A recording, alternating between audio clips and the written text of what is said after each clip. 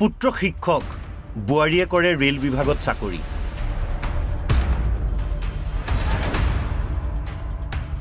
কিন্তু পুত্ৰ বুৱাৰীৰ ঘৰত স্থান নাই বৃদ্ধ মাতৃৰ।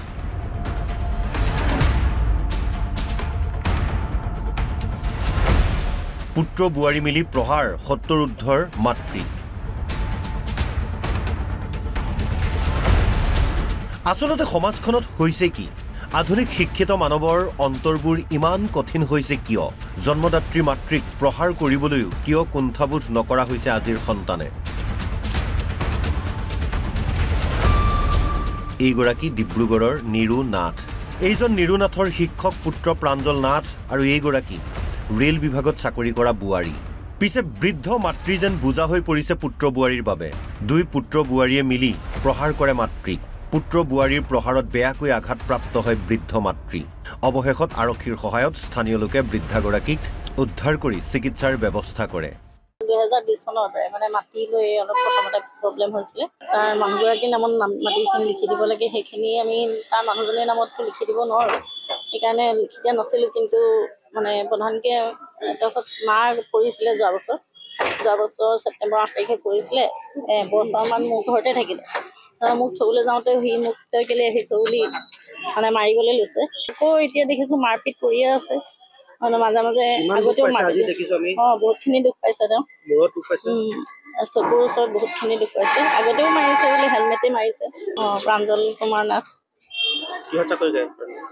চাকৰি কৰি সেই CRCC নেকি বুৱাৰী তাই কৰে ৰেলৱে বিভাগত কৰে।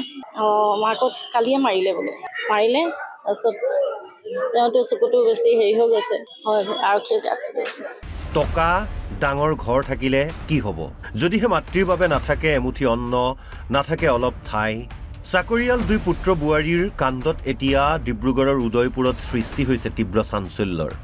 সকলোৱে বিচাৰিছে কুলাংগাৰ পুত্ৰ বুৱাৰীৰ উচিত শাস্তি। ডিব্ৰুগড়ৰ পৰা হৰেণ সোণোৱালৰ ৰিপৰ্ট, NB নিউজ।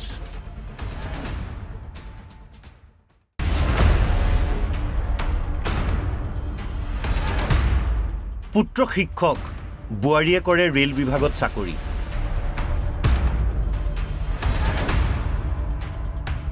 কিন্তু পুত্ৰ বুৱাৰীৰ ঘৰত স্থান নাই বৃদ্ধ মাতৃৰ।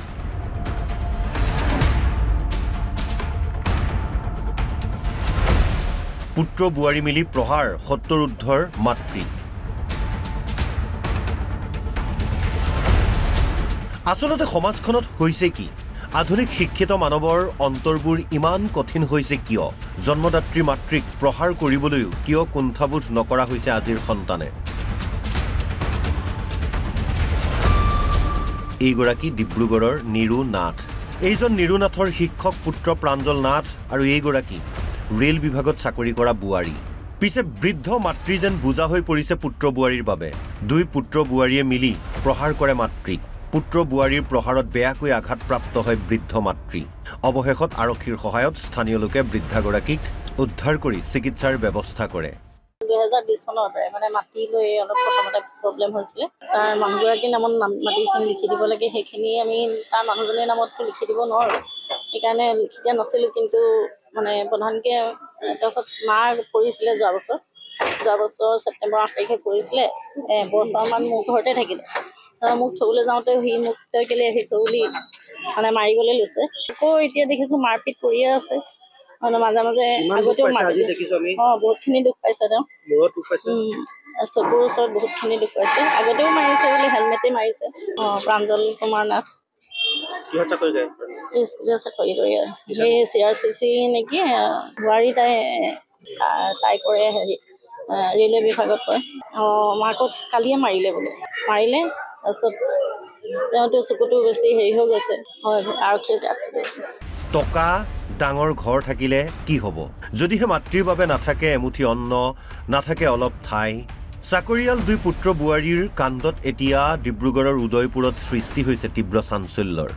সকলোৱে বিচাৰিছে কুলাংগাৰ পুত্ৰ বুৱাৰীৰ উচিত শাস্তি। ডিব্ৰুগড়ৰ পৰা হৰেণ সোণোৱালৰ ৰিপৰ্ট, NB নিউজ।